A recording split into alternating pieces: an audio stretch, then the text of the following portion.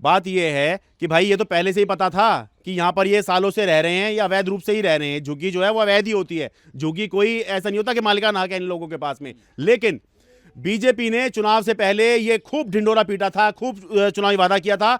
मोदी जी ने गारंटी दी थी जहां झुग्गी वहीं मकान देंगे, और इसी के तहत जो है चुनाव के समय पर दिल्ली के अशोक विहार में लोगों को फ्लैट दिए गए और दिखाया गया, देखा जो हम कह रहे हैं वो पहले ही कर चुके हैं तो आगे भी करेंगे।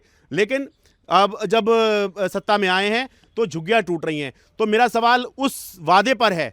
मैं ये नहीं कह रहा हूं कि ये झुग्गियां जो है वैध है, नहीं, ये अवैध ही हैं। लेकिन अगर ये तोड़नी थी तो ये साल भर पहले भी तो अवैध ही थी। और अगर वाकई में आपका ये मंशा है कि भाई जो भी अवैध होगा हम उसको हटाएंगे, तो चुनाव के समय ये बातें क्यों नहीं की गई कि हम सत्ता में आएंगे तो जितनी भी अवैध झुग्गियां, ये जितनी जितनी झुग्गियां हैं हम सारी हटा देंगे, जितने भी अवैध निर्माण हुए हम सारे हटा देंगे। चुनाव के समय क्यों नहीं कहा? साल भर पहले जब दिल्ली में चुनाव हो रहे थे, यानी जनवरी 2025 में, उस समय तो ये बातें नहीं हो रही थी। उस समय तो ये बातें चल रही थी सत्ता में आएंगे तो आप हमें वोट दो और हम आपको जो है, जो आप यहाँ झुग्गी में रह रहे हैं, बढ़िया मकान आपको बना के देंगे।